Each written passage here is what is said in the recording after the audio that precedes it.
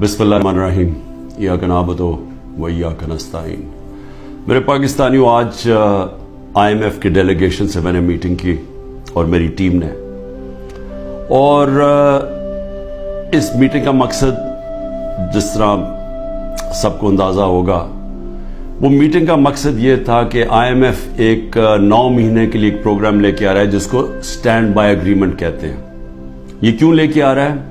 क्योंकि अगर ये IMF का अब कर्जा जो $3 अरब का इनको नहीं मिलता, तो ये याद रखें कि पाकिस्तान, जो मैं आज से साल पहले कह रहा था, बल्कि 13 महीने पहले मैंने जब कहा, तो मेरे ऊपर इन्होंने कहा गद्दारी का केस करना चाहिए। सारा शोर मच गया कि इमरान खान मुल्क के अंदर एक वो फिजा बना रहा है जिससे मुल्क की मैशत को नुकसान होगा।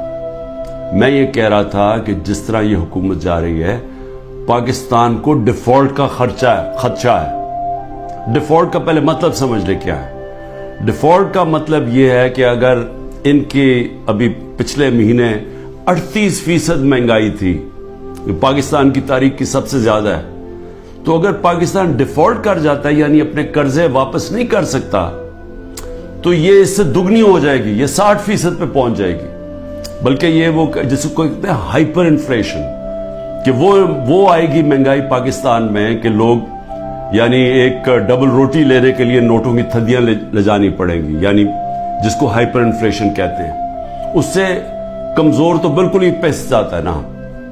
तनख्वाहदार तबका जो आज बड़े बुरे हालात में है, इससे बहुत दुगने बुरे हालात होते हैं अगर डिफॉल्ट करता है। और सिर्फ फायदा किनको होता है? जिन्होंने डॉलर में पैसा रखा हुआ है, जो मुल्क से बाहर हैं। ये जो लोग ऊपर आज हुकूमत कर रहे हैं, जिनके सारे पैसे बाहर पड़े हुए हैं, अरबों डॉलर बाहर पड़ा है, इनको तो कोई फर्क नहीं पड़ेगा, लेकिन पाकिस्तान के अंदर लोग पिस जाएंगे। तो लिहाजा हमने फिर IMF को हमने कहा कि ठीक है, हम इसको आपकी ये जो स्टैंड बाय एग्रीमेंट है, ये तब तक एंडोर्स करते हैं जब तक इलेक्शन होकर एक नई गवर्नमेंट नहीं आती। जो नई गवर्नमेंट आएगी, जाहिर है वो अपना फिर से अपने प्रोग्राम के तहत IMF से बातचीत करेगी। लेकिन सिर्फ मैं एक चीज कहना चाहता हूं आज, कि यही जब हमें मुश्किल पड़ी थी फैटफ के ऊपर, फैटफ की हमें ब्लैक लिस्ट पे हमें खदशा था कि हमें डालने लगे हैं। हमें पार्लियामेंट के अंदर एक कानून पास करना था। तो जब हमने ऑपोजिशन को कानून पास करने का कहा, क्योंकि अगर ब्लैक लिस्ट पे आ जाए तो वो भी पाकिस्तान में सैंक्शंस लग जाती हैं, वो फिर वही हालात बनने शुरू हो जाते हैं जो कि एक डिफॉल्ट से होते हैं, यानी फाइनेंसिंग खत्म हो जाती है बाहर से, उस चीजें महंगी हो जाती है, महंगाई होती है, गुर्बत बढ़ जाती है। तो उससे बचने के लिए हमने वो लेजिस्लेशन पास कर दी थी असेंबली में। तो जब हमने ये PDM के लोगों को कहा कि ये हमारी मदद करें ये लेजिस्लेशन पास करने में, तो इन्होंने आगे से कहा कि पहले हमें NRO दो, नैब के अंदर चेंजेस लेके आओ, जो हमारे ऊपर पहले इनके दौर के जो करप्शन के केसेस थे वो माफ करो, और अगर वो आप नहीं करेंगे तो हम आपके साथ नहीं देंगे। और हमने वो NRO नहीं दिया, इन्होंने साथ नहीं दिया।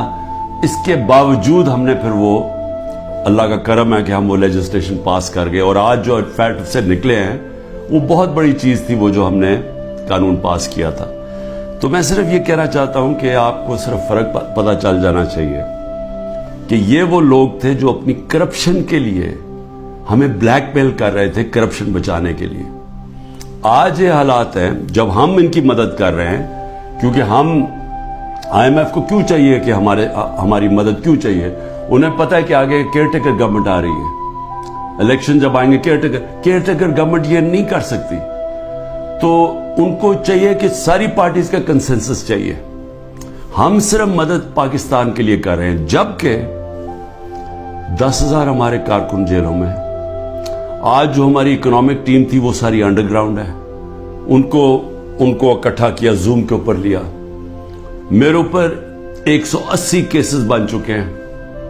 सारी सीनियर लीडरशिप की याद अंदर है केसेस हैं, और जो बाहर निकलती हैं तो उनको कहते हैं कि जी पहले का पार्टी छोड़ोगे, नहीं तो हम आपको अंदर रखेंगे। जो हमारे लीडरशिप जेल में है उनके ऊपर इंतहा किस्म का प्रेशर डाला जा रहा है।